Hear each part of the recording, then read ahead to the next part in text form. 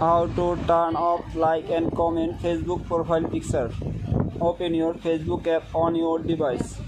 After then, tap on your profile icon.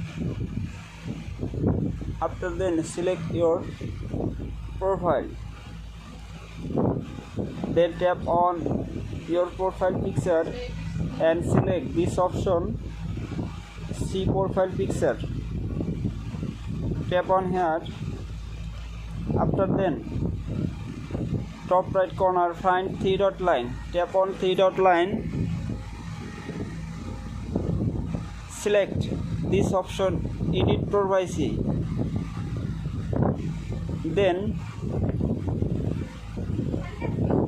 you see this option only me. Select. Thanks for watching this video.